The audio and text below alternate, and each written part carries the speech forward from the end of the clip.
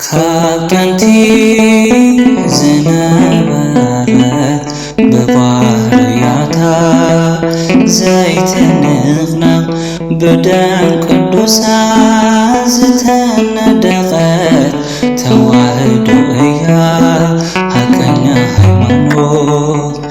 ካብ ጥንቲ ዝነበረት በባህርያታ ዘይትንቕነቕ ብደም ቅዱሳን ዝተነደቐት ተዋህዶ እያ ሓቀኛ ሃይማኖት። በስመ አብ ወወልድ ወመንፈስ ቅዱስ አሐዱ አምላክ አሜን። ዝክሪ ጻድቅ ለዓለም ይሄሉ መዘከርታ ጻድቅ ንዘለዓለም ይነብር ዝብሎ መዝሙር 112 ዕቕዲ 7 መዘከርቶኦም ክኾነና ናይ አቦና አቡነ እንድርያስ ሰብአ ደብረ ጽጌ ፂዳርዋ ክንርኢ ኢና። ምስጢሩን ጥበቡን ድማ ይግለጸልና። አሜን። ትውልዶም ናይ አቦና አቡነ እንድርያስ ሰብአ አቦና አቡነ እንድርያስ ዝተወልዱሉ ዓዲ ሕንጣሎ ፍሉይ ሽሙ ደርጓዓጀን ዝተባህለ ኣብ እብድርታ ትግራይ ኮይኑ አቦኦም ዘአማኒኤል ኣዲኦም ዓመተ መንፈስ ቅዱስ ይበሃሉ። እዞም ቅዱሳን ወለዲ ኣብቲ ምድርን ግብረ ጽድቅን ዝነበሮም እዮም። ካብዞም ዝተጠቕሱ ወለዲ ኸዓ ብባሕቲ ጉንበት 1200 ዓመተ ምህረት ቡሩክ ውላድ ተወልዱ። አቡነ እንድርያስ ካብ ከርሲ ኣዲኦም ጀሚሮም ዝተሓረዩ ስለ ዝኾኑ ናብ ተንቤን ጨኽ ኣብ ዝተባህለ ቦታ ኸይዶም መንፈሳዊ ትምህርቲ ተምሃሩ። ኣብኡን ብብሕትውና ተቐመጡ። ጸጋ መንፈስ ቅዱስ ስለ ዝተዋሃቦም ድማ ብቁሩብ ጊዜ ቅዱሳን መጻሕፍቲ ያጽንዑ። ሶሎዳ ኣብ ዝተባህለ ጎቦ እንዳ ጊዮርጊስ ብብሕትውና ተቐሚጦም ኣብቲ ቦታ ካብ እግዚኣብሔር ዝተዋሃቦም ጸጋ ረድኤት ፈዋሴ ዱያን ዝኾነ ማየ ጸለላ ፈልፈሉ።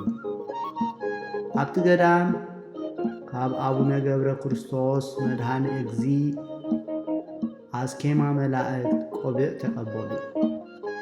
ኣብዚ ቦታ እውን ንሕሙማን ዝፍውስ ጸበልን ማየ ጸሎትን ኣፈልፈሉ። ካብዚ ዝተጠቕሰ ቦታ ተበጊሶም ናብ ሰንዓፈ ኤርትራ እምባላኳ ኣብ ዝተባህለ ቦታ ብብሕትውና ተቐመጡ። ማየ ጸሎት ጸበል ኣፈልፊሎም ክሳብ ሕጂ ድማ ብዙሓት ሕሙማት ድውያን ይፍውስ ኣሎ። አቦና ኣብ ዝተዛወሩሉ ቦታታት ማየ ጸሎት ዘፈልፈሉሉን ቀዳማይ ማይ ሽጉርቲ ተንቤን፣ ካልኣይ ማይ ምጭቃ፣ ሳልሳይ ሰሎዳ፣ ራብዓይ እምባላኳ ወዘተ ክጥቀስ ይከኣል። ኣብዚ ስፍራ ተላዒሎም ናብ ሓማሴን ለጎጭዋ ሓበላ ዴዳ ኣብ ዝተባህለ ቦታ ኣትዮም ብብሕትውና ተቐመጡ።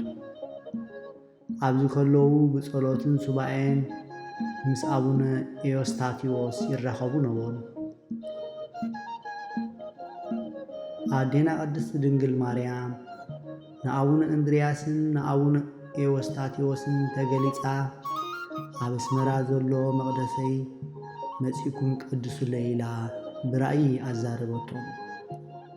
ብድሕሪዚ እዞም ክልተ ቅዱሳን ካብቲ ሱባኤ ዝነበርዎ በባዓቶም ተላዒሎም ንኣስመራ ክመፁ ከለዉ አቡነ እንድርያስ ብዕድመ ዕብይ ዝበሉ ስለ ዝነበሩ መጻሕፍቶም ዝሽከመሎም ገብርሄር ዝተባህለ ኣድጎም ጽዒኖም ክጓዓዙ ምስ ወዓሉ ካብ ብዝሒ ድኻም ናብ ኣስመራ ካኣትዉ ምስ ቀረቡ ኣብ ቁሸት ዝበሃል ቦታ ብዓበይቲ ጎቦታት ተጋሪዱ ንምሕላፍ ኣሸገሮም።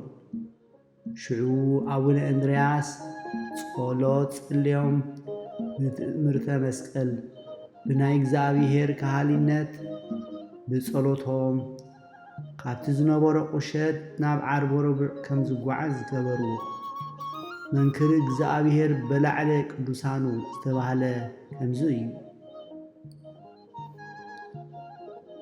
አቡነ ኤስታቴዎስ ነዚ ምስ ረአዩ ንሕነሰ መሰልከነ ሰብአ ከማነ እንዘ አድባር ያፈልስ ሃይማኖተከ ንሕናስ ከማና ሰብ መሲልካና ነርካ እምነትካ ግና እምባታት ዘግዕዝ እዩ በልዎ። ቅዱስ አቡነ እንድርያስ ኦ ሃወይ እምቲ አምላኽና ክርስቶስ ዝበሎ እንድፍረ አድሪ ተአክል እምነት እንተአላትኩም ነዚ ከረን ድማ ካብዚ ናብቲ ኣግልስ ትብልዎ ንሱ ከዓ የግልስ ሰኣነኩም እውን የልቦን ማቴዎስ 17:20 ዝበሎ ኣቦና ብጸሎቶም ነዚ ቃል ብግብሪ ፈጺሞሞ እዮም። ብድሕሪ እዚ ከምቲ ቅድስት ድንግል ማርያም ዝበለቶም ነቲ ኣስመራ ዝነበረ መቕደሳ እናተመላለሱ ይቅዱስላ ከም ዝነበሩ ይነግረና። ካብዚ ተፈልዮም ኣቦና ማይ ምጭቃ ዓድና ህባይ ዓዲ ፈለስቲ ዘናኣብ እናተዘዋወሩ ስብከት ወንጌል ይምህሩ ነበሩ። ሽዑ ከምዚ ሓሰቡ ንኢየሩሳሌም ከይደ ጎይታይ ዝተወለደላ ቤተልሔም ዝተጠምቀላ ዮርዳኖስ ናዝሬት ዝዓበየላ ቀራንዮ ዝተሰቕለላ ጎልገታ ዝተቐብረላ ክርኢ ኢሎም ንጎይታ ብጸሎት ሓተትዎ።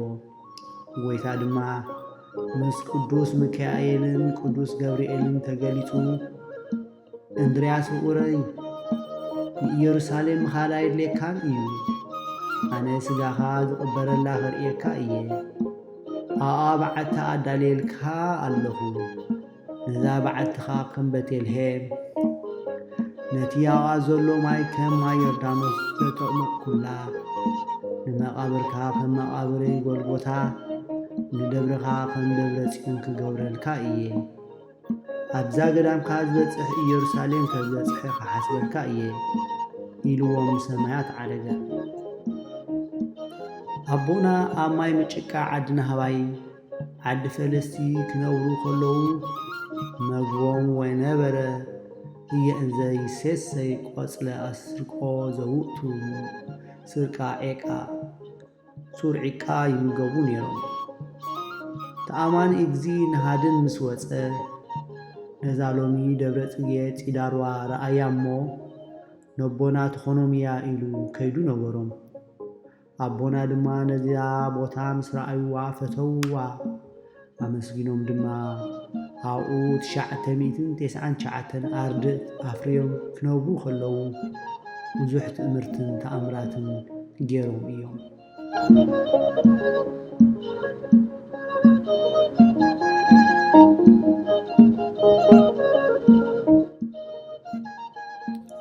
ካብ ብዙሕ ተኣምራቶም ካብ መዓልታት ሓደ መዓልቲ ደቂ ኣቡነ እንድርያስ ኣርድእቲ ጥሜትን ጽምእን ኣብ ዝበርትዓሉ ጊዜ እቶም ኣርድእቲ ንኣቡነ እንድርያስ ካብዚ ገዳም ወፂእና ክንምገብ ኣፍቅደና በልዎ።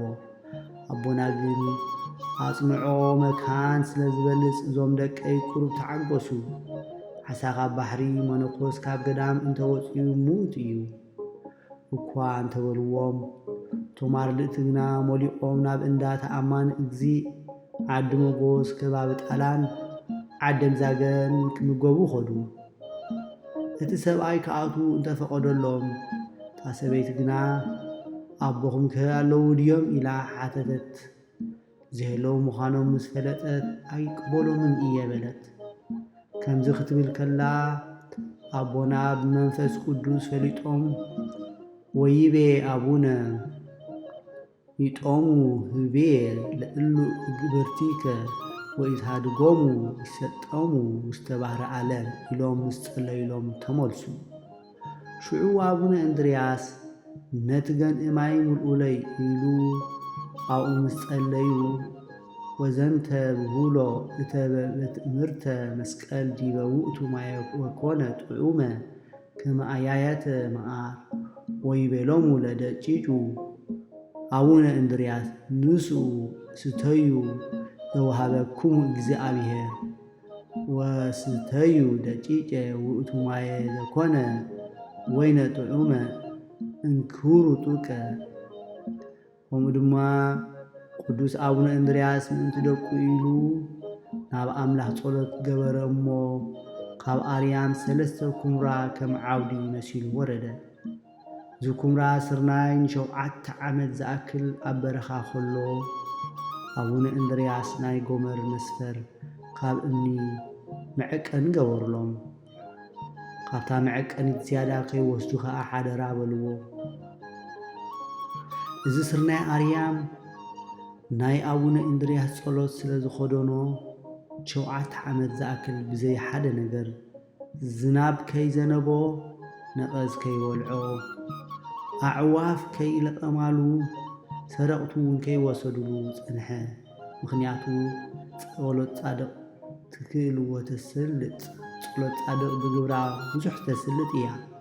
ያዕቆብ 5:16 ድሕሪ 7 ዓመት እቶም ኣርድእቲ ስለምንታይ ኢና ነቲ እግዚኣብሔር ዝሃበና ንሰፍሮ ምድላይና ዘይንወስድ ኢሎም ዝተዋህቦም ሓደራ ቀሊሞም ከምድላዮም ወሰዱ። ሽዑ ነቲ ስርናይ ንዓመታት ምንም ዘይቀረቦ ብኡሉ ፍልሖ ጻፀን ኣዕዋፍን መልእዎ። አቡነ እንድርያስ ነዚ ብመንፈስ ፈሊጦም በሉዞም ደቀይ ዝተረፈ ናብ ውሽጢ የእትውዎ በልዎም። ከምዚ በልዎም ምስ ገበሩ ብድሕሪ እዚ 7 ዓመት ካብ ስርናይ ኣርያም ተቐለቡ።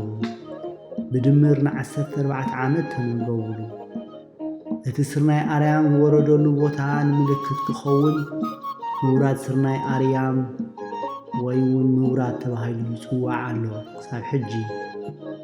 ሊቀ አባ ጊዮርጊስ ዘጋስጫ ሰአልለነ እንድርያስ አቡነ ለአርትዑ ወንጌል ዘተጸምደ ለደቂጩ ቤቱ ገሃደ ስርናይ ኣርያም ዘአውረደ ኢሉ ኣብ መጽሓፍ ሰዓታት ድርሰቱ ገሊጽዎ ይርከብ። ድሕሪዚ ዝተጠቕሰ 14 ዓመታት ቅዱስ አቡነ እንድርያስ ደቁ ከይጠምይዎ ኢሎም ጸሎት ናብ ኣምላኽ ኣቕረቡ። እግዚአብሔር ጸሎቶም ሰሚዑ ካብ ሰማይ ወርቂ ኣዝነበሎም። ሽዑ ካብቶም ኣርድእቲ ሓደ ዘካርያስ ዝተባህለ ርእይዎ ከብቅዕ ከየልዓሎ ኸደ። አቡነ እንድርያስ እንታይ ኮንካ ዘይለዓልካዮ ምስ በልዎ ኣልዓሎ። ሽዑኡ ኣቦና ንምንታይ ኣብ ቀዳማይ ርኢኻ ዘይለዓልካዮ እንተበልዎ ኢታንስ ዘያንበርከ ክብል መለሰሎም። ቅዱስ ኣቦና ድማ በሉ ነዚ ወርቂ ኣይትሽጥዎ ኣይትምዘንዎ እንታይ ደኣ ብለውጢ ተጠቐሙሉ ብዝበልዎ መሰረት ይነብሩ ነበሩ። ንዘውሓድሎም ኣይሓምይዎ ንዘብዝሕሎም ኣይንእድዎ ነበሩ። ብኸምዚ ድማ ዘይጓሳ ብሓይሊ ጸሎት አቡነ እንድርያስ ገብርኤል ኣድጎም ወርቂ ጽዒኖም ይልእክዋ። እቲ ኣድጊ ድማ ተጻዒና ናብ ሽከቲ መፍቀደ ደብር እንዳራእሲ ነቲ ወርቂ ኣብፂሓ ካብኡ ድማ እኽሊ ጽዒና ናብ ገዳም ተመላልሰሎም ነበረት። ካብ ዕለታት ሓደ መዓልቲ እዛ ኣድጊ ገብርሄል ካብ ሽከቲ እኽሊ ጽዒና ናብ ገዳም እናመጸት ከላ ሰይጣን ዝሓደሮ ኣንበሳ ኣብቲ እግሪ ደብሪ ሰይሩ ቀተሎ። ወኣመረ በመንፈስ ቅዱስ አቡነ እንድርያስ ከመቀተሎ አንበሳ ለአድግ ዚአሁ ወእቱኒ ቀተሎ ለአንበሳ በኃይለ ጸሎቱ እንበለ መጥባሕ ወይቤሎሙ አቡነ ለአርድእቲሁ ሕሩ ደቂቅየ ወአልዑሉ ጾረ ለውእቱ አድግ እስመ ቀተሎ አንበሳ። እዛ ቦታ እዚኣ ክሳብ ሕጂ ምዕራፍ ኣርድእት እናተባህለት ትጽዋዕ ኣላ። ናይ ክልቲኦም ሬሳ ማለት ናይቲ ኣድግን ናይ ኣንበሳን ኣብዛ ዝተባህለት እግሪ ደብሪ እትርከብ ምዕራፍ ኣርድእ ይርከብ። ቃል ኪዳን ናይ ኣቦና ኣቡነ እንድርያስ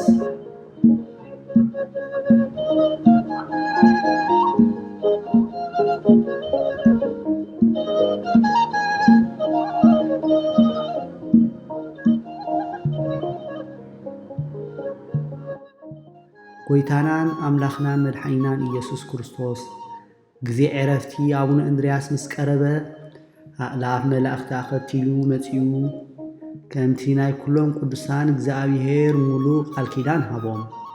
ስምካ ዝጸውዐ ዝኽርኻ ዝገበረ ብስምካ ጥዋፍ ስርናይ ጽላል ዝሃበ ገድልኻ ዝጸሓፈ ዘጸሓፈን ዝሰምዐን ኣነ ክምሕረልካ እየ።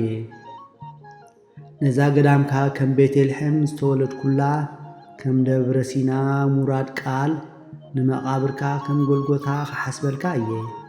ኩሉ ናብዚ ገዳም እዙ ኣብ ዕለተ ዕረፍትኻ ልደትካን ብእምነት ዝኸደ ከድሕነልካ እየ በሎ። ነቲ ኣብኡ ዘሎ ማይ ከዓ ከም ማይ ዮርዳኖስ ገይረዮ ኣለኹ። ኩሉ ብእምነት ብኡ ዝተሓጽበ ካብ ዝነበሮ ደዌ ክሓዉ እዩ። ወዘሂ ተቀብረ ውስተ ዛቲ መኔት ውስተ ምስራቂሃ ወምዕራቢሃ ወውስቴታ ሰሜን ወደቡብ ሃበ ይበጽሕ ጽላሎታ ረሲዮ ለድሂን ምስ በሎ ንሰማያት ዓረገ። ኣቦና ኣቡነ እንድርያስ ንደቁ ንኣርድእቱ ኣኪቡ እንሆ ጐይታይ ክትመውት ኢኻ ኢሉና ኣሎ። ስለዚ ስምዑኒ ሙሉእ እምነት ሰለስትነትን ሓድነትን ይሃልኹ። ንሕድሕድኩም ተፋቐሩ እስመ ተፋቅሮ ይደፍኖን ለኩሉ ሃጣውእ ፍቕሪ ብዙሕ ኃጢኣት ትኸድን። ዳማይ ጴጥሮስ ምዕራፍ 2 ፍቕዲ 17 ሓዳጋትኩም ኢሎምዎም ቁርብ ሓመሙ።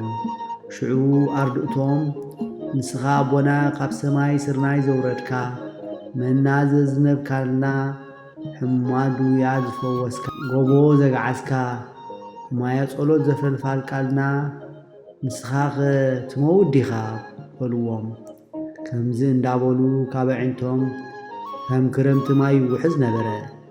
ኣቦና ንባዓቶም ምስ ረኣዩ ኣይትብከዩ ኣነ ካብዚ ሓላፊት ዓለም ናብታ ዘይተሓልፍ ርስትና እየ ዝኸይድ ዘለኹ። ንስኻትኩም ከዓ ድሕሪ 10 መዓልቲ ሰማዕትነት ከተርክቡኒ ኢኹም ኢሎም ነብሶም ካብ ስግኦም ተፈልየት። ኩሎም ቅዱሳን ብዝማሬን ብእልልታን ነፍሶም ሂዞማ ኸዱ።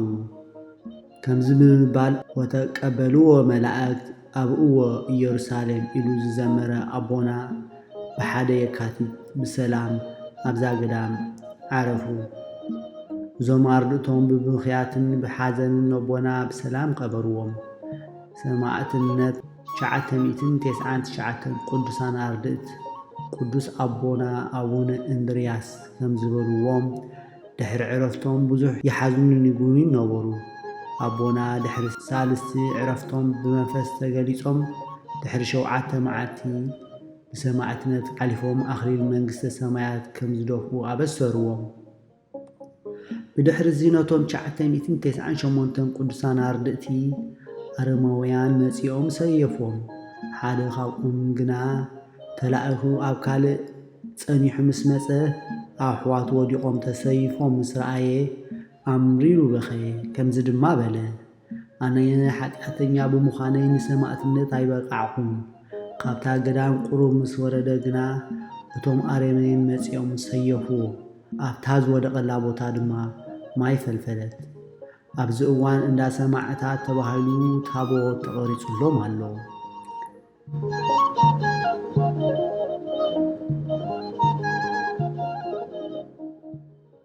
ገዳም ደብረ ጽጌ ጺዳርዋ። ገዳም ደብረ ጽጌ ጺዳርዋ ኣብ ኤርትራ ኣብ ዞባ ደቡብ ከባቢ ሰፍኣ ዝርከብ ገዳም እዩ። እዚ ገዳም ብኣቡነ እንድርያስ ተመስረተ ገዳም ኮይኑ ኣብዚ ቦታ ኣብታ መቓብሮም ዘላ ማየ ጸሎት ልክዕ ከም ማየ ዮርዳኖስ ክትመልእ ክትጐድል እያ። ኣብዚ ገዳም ብዙሕ ቅርስታት እኳ እንተሃለወ ኣብዚ ሕጂ ግዜ ካብ ዘለዉ ቅርስታት ማየ ዮርዳኖስ መቃብር ኣቡነ እንድርያስ ጎመር መስፈር ስርናይ ናይ ኢዶም ዝነበረ መስቀል ብዓብዩ ከዓ ምሳሌ ዘይብሉ ቤተ ክርስቲያኖም ጭዃሮ ዝነበረት ሕጂ ዓባይ ኣውሒ ኮይና ዘላ ንሳ ናይቶም 999 ደቆም መቃብር ዝኹዓተት እያ። እዚ ዝኣክል ቅርስታት ኣለዎ። ኣብዚ ገዳም መጺኡ ከም ጻዕዳ ሕማም ኣጋንንትን ብዙሕ ሕማማት ዝፍውስ ዘሎ ገዳም እዩ። ኣብዚ ከድና ክንፍወስ ቤተ ክርስቲያንና ተዘኻኽረና ኣላ። እዚ ተረድዮም ቅዱሳን ኣቦታትና ድማ ታቦት ናይ ኣቡነ እንድርያስ ኣብ ኤርትራ ኣስመራ ቀሓውታ ምስ ልደተ ማርያምን ቅዱስ ዑራኤልን ተደሪቡ ብዙሓት ሕሙማንን ዝፍወስሉ ቤተ ክርስቲያን ኮይኑ ኣሎ። ኣብዚ ክንፍወስ ደጊምና ነዘኻኽር ኣለና። ዝፈረዩ መማህራንን ሊቃውንትን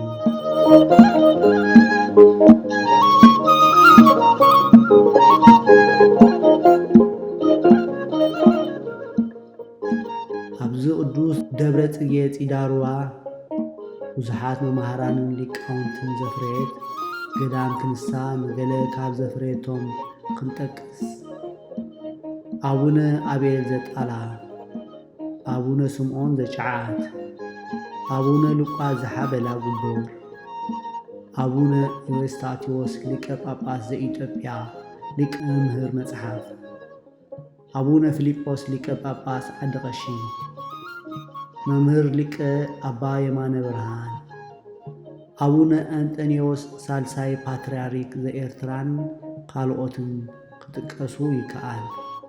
ጸሎትን በረኸትን ረድኤትን ናይ ኣቦና ኣቡነ እንድርያስን ናይ ደቆም ኣርድእቶምን ምስ ኩላትና ኣመንቶም ጸኒዑ ይንበር።